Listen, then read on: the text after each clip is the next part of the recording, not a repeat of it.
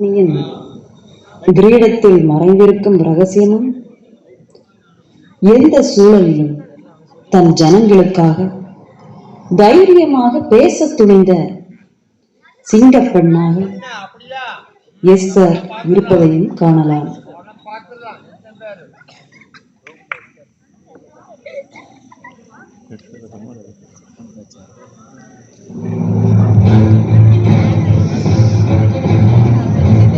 ராஜாவின் நண்பன் மூர்த்திகா என்னை வணங்க மறுப்பதனால் சீட்டு போடலாம். அவனுடைய தளபதி எப்போது முடியும் என்பதை அவை தீர்மானித்து. அப்படியே ஆகட்டும். 12ஆம் மாதம் அகாஸ்வேருவின் ராஜ்யத்தில் இருக்கிற மொர்தெகாயும் அவரது எல்லா ஜனங்களும் எல்லா யூதர்களும் அழிக்கப்படுவார்கள்.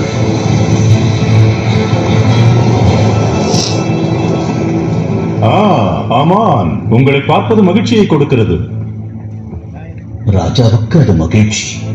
ஆனால் என்னிடம் கெட்ட செய்தி ஒன்று இருக்கிறது. உம்முடைய ராஜ்யத்தின் சகல நாடுகளிலும் உள்ள ஜனங்களுக்குள்ளே ஒருவித ஜனங்கள் சிதறுண்டு பரம்பி இருக்கிறார்கள்.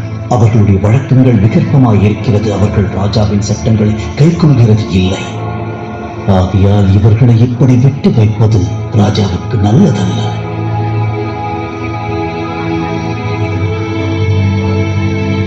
நான் என்ன செய்ய வேண்டும் என்கிறீர்கள்? அவர்களை அழிக்க வேண்டும் என்று எழுதி அனுப்ப வேண்டும். நான் உங்களை நம்புகிறேன். ஆமான், இந்த ஜனங்கள் ஆபத்தானவர்கள் என்றால் கட்டளை எழுதி முத்திரை இடப்பட வேண்டும்.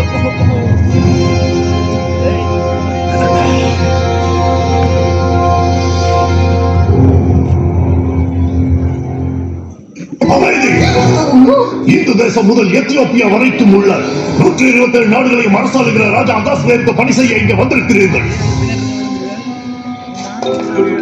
நீங்கள் என்னுடைய கட்டளையை ஏற்று சொன்னபடி செய்யுங்கள். அத்தாவு அப்பெண்ணை அந்த புறத்திற்கு அழைத்துச் செல்.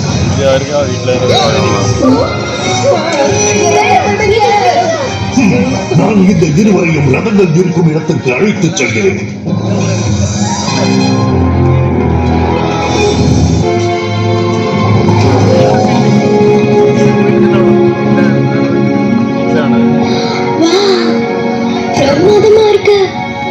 உன் பேர் என்ன குட்டி பொண்ணு? ஹலோ, நான் ஜாய். ராணி கூப்பிடும் பொழுது வணங்கு. ராணியா? எனக்கு அது தெரியாது.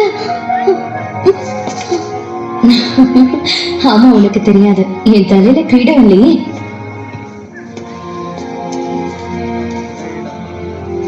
இதோ இப்போ நான் ராணி மாதிரி இருக்கேனா? ஓ ஆமா, நீங்க ரொம்ப அழகா இருக்கீங்க. ராஜாவோட வெறுப்புக்கு ஆளாக்குறதுக்கு முன்னாடி இந்த கிரீடம் ராணி வஸ்திக்கு சொந்தமா இருந்தது. உங்களுக்கு முன்னாடி ஒரு ராணி இருந்தாங்களா? இது இவளுக்கு தெரியலன்னா இவ தூர தேசத்துல இருந்து வந்திருக்கணும் இல்லையா? ஆமா, அது ரொம்ப தூர தேசம்தான். ராஜா அகாஸ்வேருக்கு ராணி வஸ்தி மேல மனஸ்தாபம் ஏற்பட்டப்போ அவளோட இடத்துக்கு வேற ஒருத்தரை தேட ஆரம்பிச்சாரு. நிறைய இளம் பெண்கள் அரண்மனைக்கு வரவழைக்கப்பட்டு அவர் மனசுக்கு பிடிச்சவங்க புதிய ராணியா இருப்பாங்க. ராஜாவுக்கு எல்லாரையும் விட உங்களை ரொம்ப பிடிச்சது இல்லையா?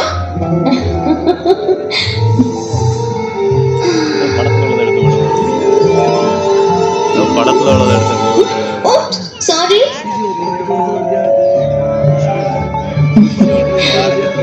இது உனக்கு ரொம்ப அழகா இருக்கு. ராணியாரே, உங்கள் ஒன்றுவிட்ட சகோதரர் அரண்மனை வாயிலில் இருக்கிறார். ஒன்றுவிட்ட சகோதரரா? ஆமா, மொர்தெகா என்ன சின்ன வயசுல இருந்து வளர்த்தாரு. உண்மையிலேயே அவர் தான் என்ன இங்க ராணி ஆக்கிறதுக்காக கூட்டிட்டு வந்தாரு. அவரு உங்களை வளர்த்தாருன்னு சொல்றீங்க?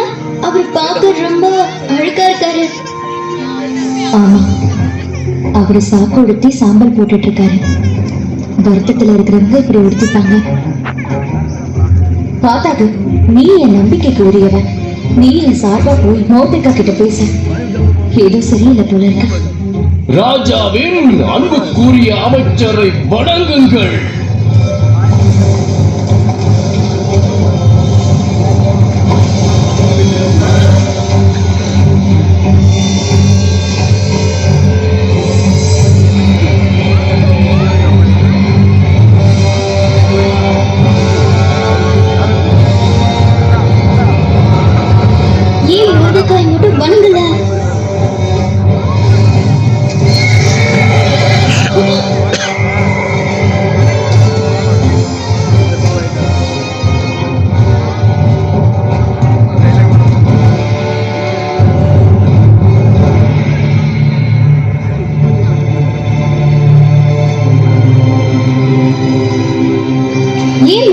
மட்டும் வணங்கல, அவர் மனசு நொந்துப்பாரோ?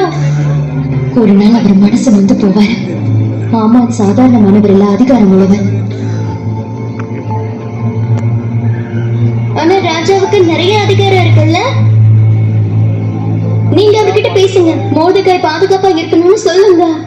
ராஜா அகாஸ்வேர கிட்ட அவர் என்ன செய்யணும்னு நான் சொல்ல முடியாது ஜாய். ஏன் முடியாது? அவர் உங்க கணவர் தானே. அதே நேரம் அவர் ராஜாவும் கூட. என்ன அவரா கூப்பிடாம நான் போய் அவரை பார்க்க முடியாது. அதுதான் சட்டம். உண்மைதான், பொறுப்புல இருக்கிறவங்க கிட்ட பேசுறது ரொம்ப கஷ்டமா இருக்கும். ஆமா, அதுக்கு தைரியம் வேணும். நான் அவ்வளோ தைரியசாலி இல்லை.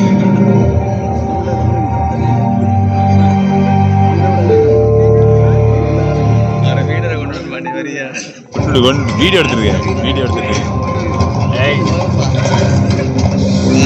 போட்டு எடுத்துறாரு, கையை பிடிச்சு. இன்னும் கூட மோர்தெகாய் உங்களை வணங்க மறுக்கிறான். ஆமான் கர்ப்பம் பிடித்தவன். மோர்தெகாயை பற்றி நீ கவலைப்படாதே. விரைவில் அவன் இறக்கப் போகிறான். அவனும் அவனை போன்ற என் வீட்டின் முன்பு ஒரு தொக்கு மரம் அமைத்து அவன் இறக்கும் காட்சியை கண்டு கழிக்கப் போகிறேன். யார் மோர்தெகாய்? அவர் நல்ல மனிதர். ஒரு முறை ராஜா உயிரை காப்பாற்றி இருக்கிறார். பிரதானிகள் ராஜாவை கொல்ல திட்டம் போட்டதை கேட்ட மோர்தெகாய் அந்த தகவலை மேலிடத்தில் சொல்லியிருக்கார். மோர்தெகாய் சீக்கிரம் இறந்து போகணும் ஆமான் ஏன் நினைக்கிறாரு? மோர்தெகாய் ஒரு யூதர். ராஜ்யத்தில் இருக்கும் யூதர்கள் எல்லோரும் கொல்லப்பட வேண்டும் என்று ஆமான் கட்டளை அனுப்பியிருக்கிறார். என்ன?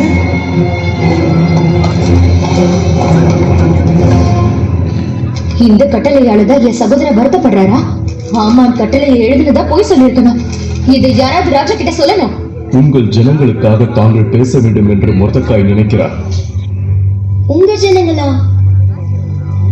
ஆமா, என் சகோதரனை போல நானும் யூத குலத்தை சேர்ந்தவன். ஆனா ராஜா அகாஸ்வேருக்கு இது தெரியாது.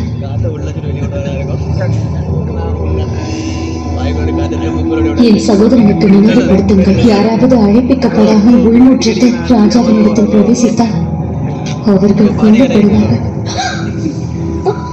ராஜா பொற்செங்கோலை நீட்டினால் மொழிய அவர்கள் உயிர் பிழைக்க முடியாது.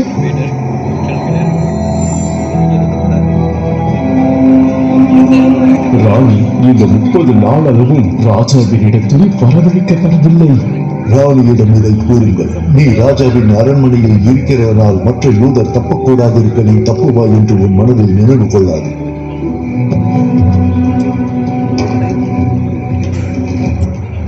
மோர்தெகாய் இதை சொல்லச் சொன்னார். நீ இந்த காலத்திலே மௌனமாய் இருந்தால் யூதருக்கு சகாயமும் ரட்சிப்பும் வேறொரு இடத்திலிருந்து எழும்பும். அப்போது நீயும் உன் தகப்பன் குடும்பத்தாரும் அழிவீர்கள். மோர்தெகாய் இதையும் சொன்னார். நீ இப்படிப்பட்ட காலத்துக்கு உதவியாக இருக்கும்படி உனக்கு ராஜமேன்மை கிடைத்திருக்கலாம். யாருக்கு தெரியும்?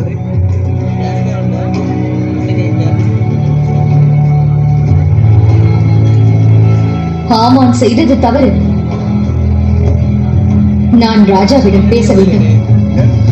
மோர்தெகாயிடம் சொல், நீ போய் சூசானில் இருக்கிற யூதரை எல்லாம் கூடி வரச் செய்து 3 நாள் அல்லும் பகலும் சாப்பிடாமலும் குடியாமலும் இருந்து எனக்காக உபவாசம் பண்ணுங்கள். நானும் என் தாதிமாரும் அதையே செய்வோம். இவ்விதமாக சட்டத்தை மீறி நான் ராஜாவின் இடத்தில் பிரவேசிப்பேன். ராஜா தன் பொற்செங்கோலை என்னிடத்தில் நீட்டினால் நான் வாழ்வேன், இல்லை என்றால் நான் சாகிறேன். 2 வகையிலும் எது சரியோ அதை நான் செய்வேன். நான் சாக வேண்டும் என்றால் நான் சாவேன்.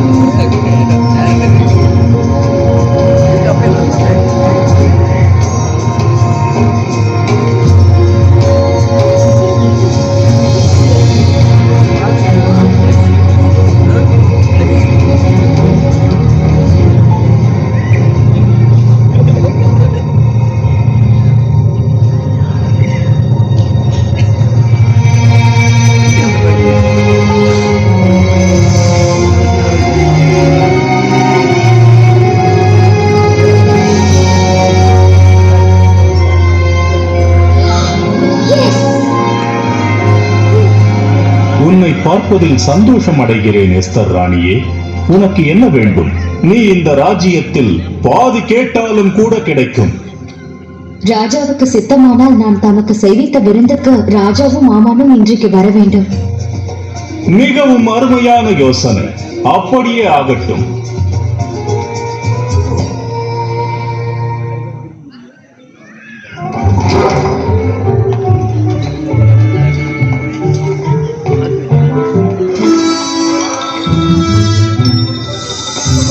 சிறிது திராட்சை ரசம். 2ஆம் நாள் விருந்தில் நாங்கள் சேர்ந்து கொண்டோம் எஸ்தர் ராணியே. உன்னுடைய வேண்டுதல் என்னவென்று கூறு, அது உனக்கு கொடுக்கப்படும். ராஜ்யத்தில் பாதியானாலும் சரி.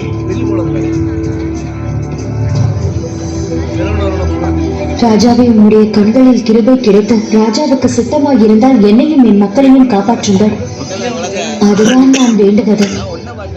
ஏனென்றால் நானும் என் ஜனங்களும் விற்கப்பட்டோம். உங்கள் ஜனங்கள் விற்கப்பட்டார்களா? எங்களை அழித்து கொன்று நிர்மூலமாக்கும்படி நானும் என் ஜனங்களும் விற்கப்பட்டோம். அதுவும் மோசமாக. அடிமைகளாகவும் வெள்ளாட்டிகளாகவும் விற்கப்பட்டு போனாலும் நான் மௌனமாக இருப்பேன். இப்போது ராஜாவுக்கு உண்டாகும் நஷ்டத்துக்கு அந்த சத்ரு உத்தரவாதம் பண்ண முடியாது. யார் அவன்? எங்கிருக்கிறான் அவன்? இப்படி செய்ய துணிகரம் கொண்ட அவன் யார்? சத்ருவும் பகைவனுமான அந்த மனிதன் இந்த துஷ்ட ஆமான் தான்.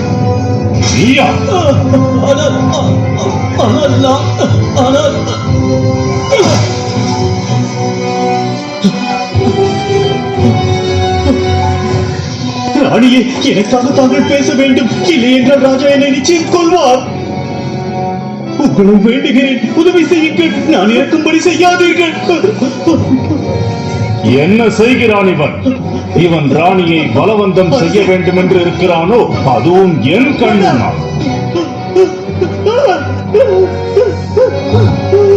அதோ தூக்கு மரம், 50 முழ உயரம், மொர்தெகாய்க்காக ஆமான் செய்தது. ஆமானின் வீட்டண்டை நாட்டப்பட்டிருக்கிறது.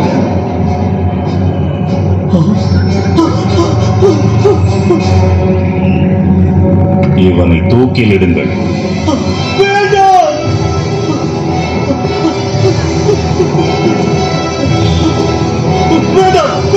விட்டு விடுங்கள், வேண்டாம், என்னை விட்டு விடுங்கள், வேண்டாம்.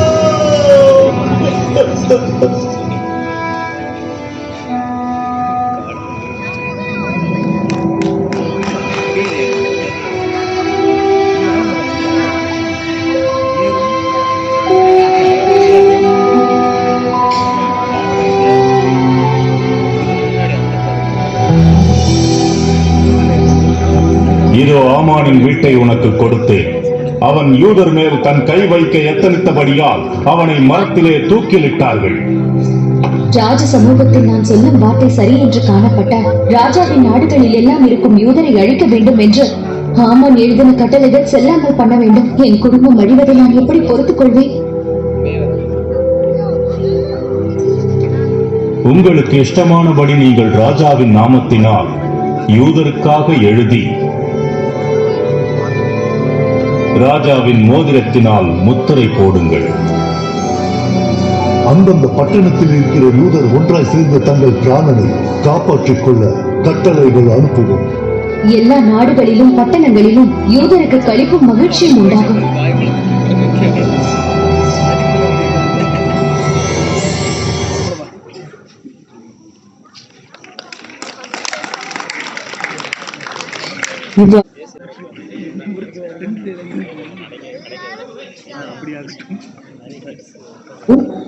கடவுள் மீது நம்பிக்கை வைத்து தன் ஜனமாகிய யூத ஜனங்களுக்காக போராடின எஸ்தர் போல துணிவுடன் வாழ முயல்வோம்.